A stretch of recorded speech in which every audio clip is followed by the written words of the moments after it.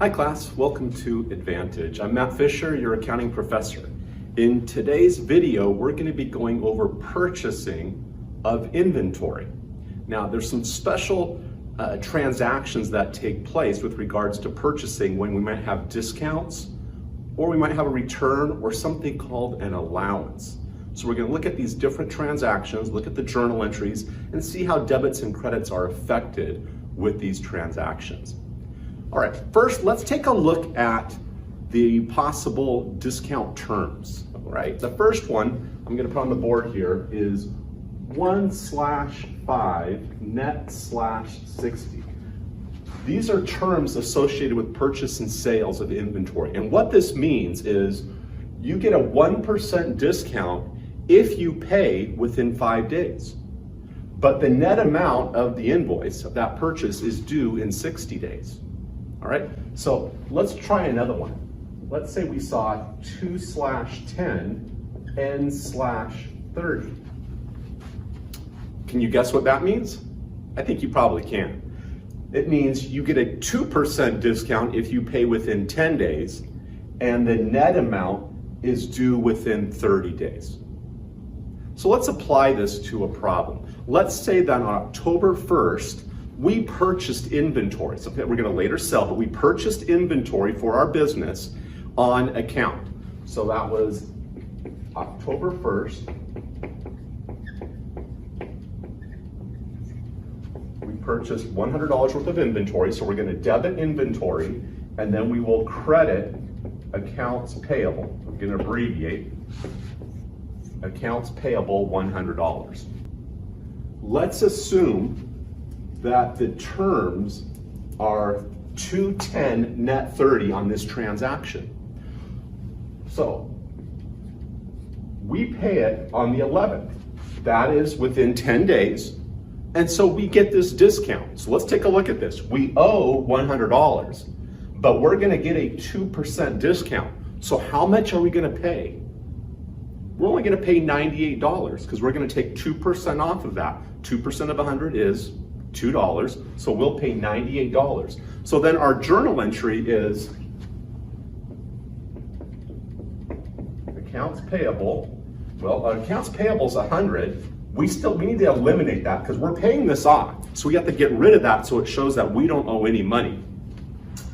Our credit is to cash for $98 because that's all we're going to pay. Hopefully right now you can see this journal entry doesn't balance, and it has to balance. So we need another $2 in credit. Can you guess what account we're going to use? Probably some of you can. We're going to credit our inventory $2 because look up here. Our inventory says we purchased it for 100, but we didn't purchase it for 100. We're purchasing it for only 98. So with 98, we have to reduce inventory by $2. So let's take a look at the T account. When we purchased the inventory, we had a debit of 100. And now, with regards to this journal entry, we're reducing it $2. So now it's on our books at $98, which is how much we paid for this inventory. Okay, now let's get rid of this journal entry, and let's say instead that we paid for this on October 30th. If we paid on October 30th instead, then we would not get a discount because we didn't pay within 10 days. So all that would happen is we would eliminate our accounts payable $100, and we would pay $100. And so we would debit accounts payable, credit cash, $100.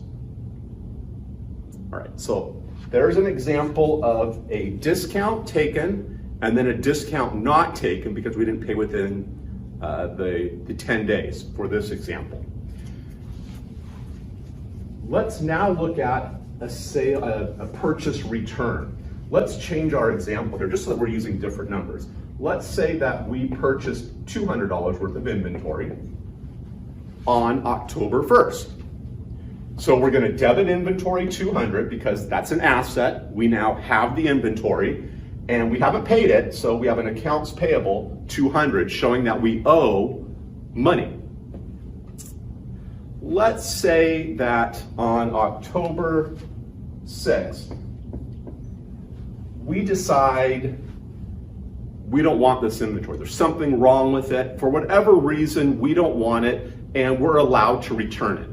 If we're going to return the full amount, all $200, then all we need to do for this return is switch this journal entry around, reverse it.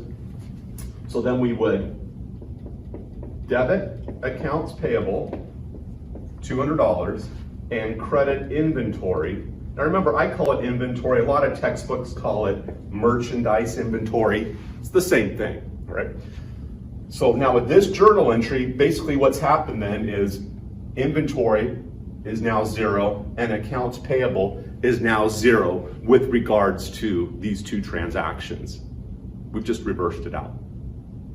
So that's what a return is. If we'd only return part of this, let's say we only return $60 of this inventory, then we reduce accounts payable by 60 and reduce inventory by 60. And you can see here,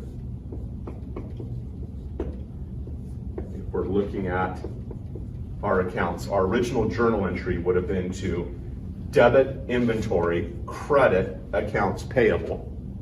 And then if we return $60 worth, what's happening here is we're reducing our accounts payable by 60, so now it's got a balance of 140, and we're reducing, this credit reduces inventory by 60, so it brings down our value of inventory to 140.